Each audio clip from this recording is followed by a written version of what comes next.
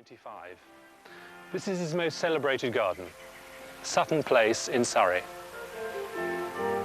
The house is probably best known as the home of the reclusive millionaire, the late Paul Getty, and the place where Edward VIII courted Mrs. Simpson. But it has a long history, going back to Tudor times. And the garden story is just as rich. Geoffrey Jellicoe became involved in 1980, lured out of retirement as an octogenarian. The house was then owned by another American millionaire, Stanley Seager. Like Jellicoe, a great connoisseur of art, and a man who wanted a grand-scale garden as a fitting accompaniment to his new home. Geoffrey Jellicoe was the most cerebral of designers, rekindling the 18th century idea that a garden could be a voyage for the mind as much as for the feet, and could stimulate and engage you on many levels. When I interviewed him a few years back, he said he's increasingly trying to work on the subconscious of his clients in order to bring them, as he put it, repose. What he created here at Sutton Place was an allegorical landscape, a journey through time, starting with the primeval beginnings of man in water, represented by a 13.5-acre lake which he installed.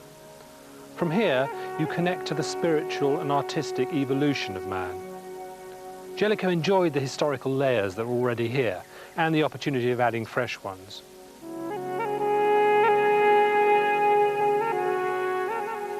At its core is the great Tudor mansion, and passing out of it, you cross into the Paradise Garden. The stepping stone's a touch of adventure, and symbolic of the difficult passage both into the known world at birth, and out of it, attaining paradise. It's an enclosure evoking the earliest gardens of the Arab world, a delight for the senses, the colours and scents of flowers, the sounds of birds, and the music of water.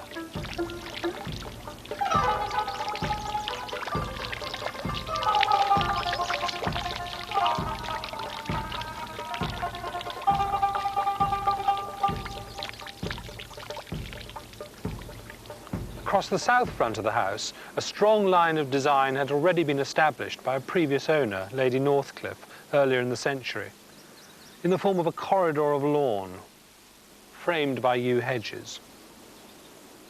Jellicoe reinforced this line with an east-west walk, connecting it to a north-south axis centred on the house, and so emerged the symbol of a cross, introducing the theme of Christianity and the story of religious conflict in the era when the house was built. Decorating the flagged walk is some sumptuous herbaceous planting. This piece, like those in the Paradise Garden, the work of Susan Jellicoe, Sir Geoffrey's wife. Jellicoe himself almost took a delight in his lack of knowledge about plants and always left it to others to flesh out his designs.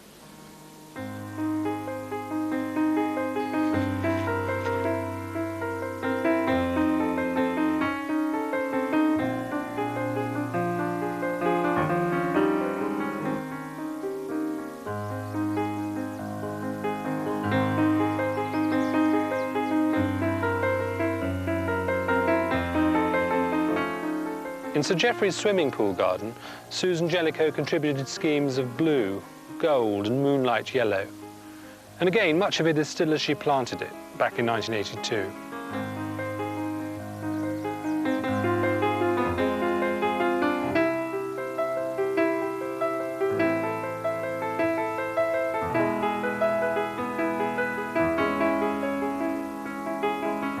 Exploring the past was fruitful ground for Jellicoe, but it was always in order to go forwards and give it new meaning.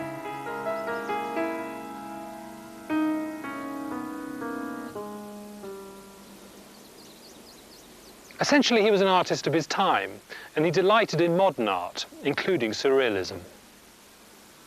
This area pays homage to the painter René Magritte, a game of perspective and scale, really, confusing appearance and reality.